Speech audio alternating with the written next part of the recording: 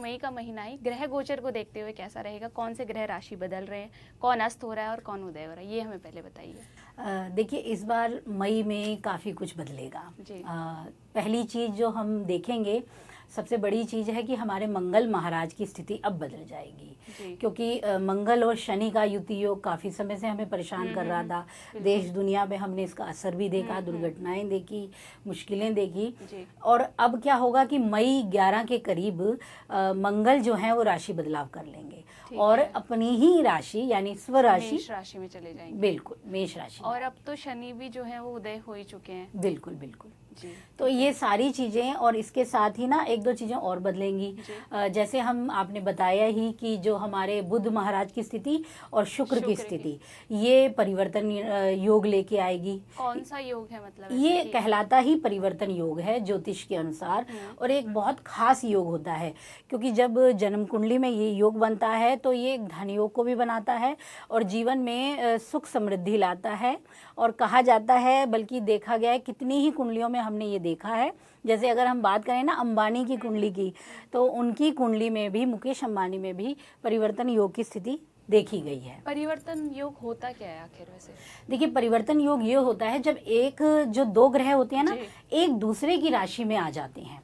अच्छा, वो जी। अब जैसे हमारे ये बुध महाराज होंगे, ये बदलेंगे, और शुक्र तो एक दूसरे की राशि में होंगे। जो शुक्र महाराज हैं वो मिथुन में आ जाएंगे, और जो हमारे बुध महाराज हैं वो बैठेंगे वृष राशि में। तो ये सिर्फ बुध और शुक्र के साथ होता है या फिर ये हर ग्रह का है कि अगर एक दूसरे की राशि में जाएंगे तो परिवर्तन योग कहलाएगा वो? जब ये एक दूसरे की राशि में होंगे तभी ये योग बनेगा, और हर ग्रह बनाता है योग। अच्छा। चाहे आपका सूर्य चंद्रमा में हो, चंद्रमा सूर्य की राशि में आ जाए तब ये समय बना देगा, मंगल शनि के शनि मंगल की राशि में आ जाए तब ये बनाएगा। और ये चीजें क्या देखी जाती हैं कि ना, जब शुभ बनते हैं ना तो शुभता मिलती है, ये भी है। और लेकिन जब थोड़ा कठोर बनेंगे तो उनका अपना रंग होगा। तो इस तरह से इस बार ये योग मिलेगा हमें खास। और दूसरी चीज़ हमें मिल रही है कि माह के दूसरे पड़ाव में शुक्र और गुरु की युति हो जाएगी, तो ये एक शुभस्थ योग हो जाएगा जो मिथुन राशि में होगी इनकी। हाँ, लेकिन थोड़ी सी इसमें भी हलचल होगी, इजी नहीं है। शुक्राचार्य हैं जो दैत्य गुरु हैं, ठीक है, और दूसरी तरफ हमारे गुरु महाराज जो देव गुरु हैं। तो दोनों में बड़ा संघर्ष भी रहा है। एक को संजीवनी मिली थी, दूसरे ने पानी चाही थी। तो इनका बहुत लंबा हमारा विवरण है, हमारे शास्त्रों में है।